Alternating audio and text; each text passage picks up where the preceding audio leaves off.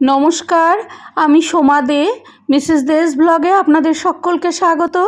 আমি আজকে আপনাদের সামনে তালের ক্ষীর করে দেখাচ্ছি। ভিডিওটা ভালো লাগলে অবশ্যই লাইক, শেয়ার, কমেন্ট করবেন। চ্যানেলটিকে এখনও সাবস্ক্রাইব না করে থাকলে তাহলে অবশ্যই চ্যানেলটিকে সাবস্ক্রাইব করে পাশে থাকা বেল আইকনটি বাজিয়ে অল অপশনটি প্রেস করে দেবেন। চলুন তাহলে ভিডিওটা দেখে নেন।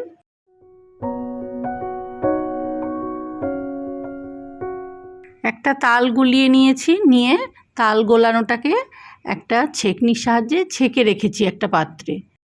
প্রথমে ওভেনটা অন করে দুধটা জ্বালিয়ে নেব।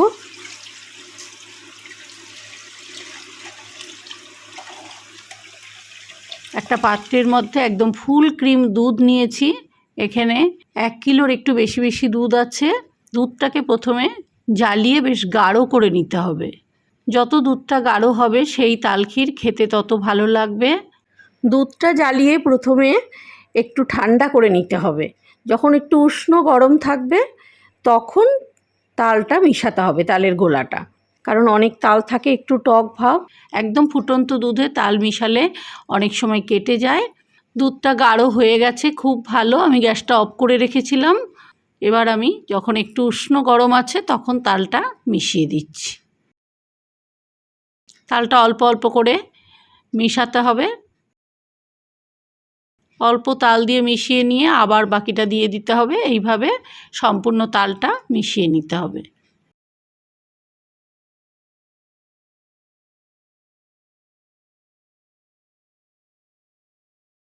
তালটা সম্পূর্ণ খুব ভালো করে মেশানো হয়ে গেছে। এখানে একটা বড় সাইজের সম্পূর্ণ নারকেল কোড়ানো রয়েছে। নারকেল কোড়ানোটা দিয়ে দিলাম এর মধ্যে।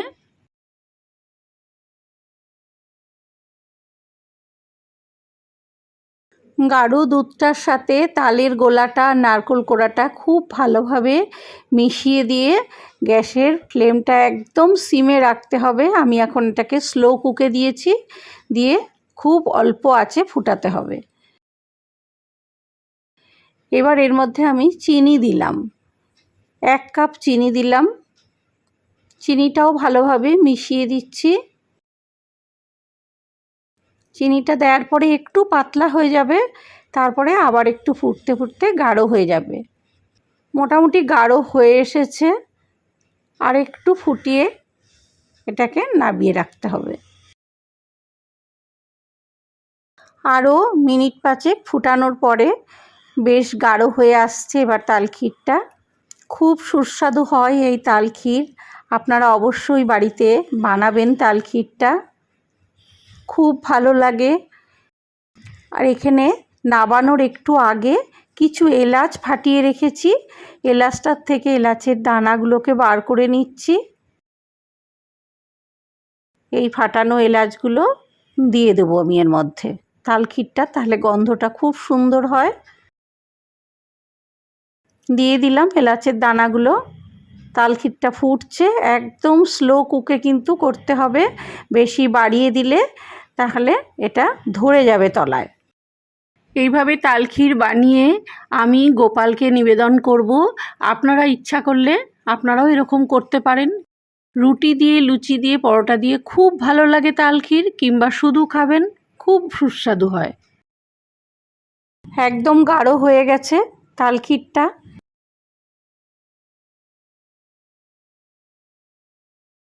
এবার অফ করে দেবো। খানিকক্ষণ থাকবে ওভেনের ওপরে অফ করার পরে, তাহলে আরও সুন্দরভাবে জমে যাবে তাল ক্ষীরটা। একটু ঠান্ডা করে তারপরে পরিবেশন করব। কেমন লাগলো বন্ধুরা তাল ক্ষীর রান্নাটা? নিশ্চয়ই বাড়িতে এইভাবে বানাবেন, খুব অসাধারণ টেস্ট হয়। বাড়িতে বানিয়ে আমাকে জানাবেন কেমন হলো, কমেন্ট করবেন আপনারা। সকলের সাথে শেয়ার করবেন। চ্যানেলটিকে এখনও সাবস্ক্রাইব না করে থাকলে অবশ্যই সাবস্ক্রাইব করে আমার পাশে থাকবেন। সবাই খুব ভালো থাকবেন। নমস্কার।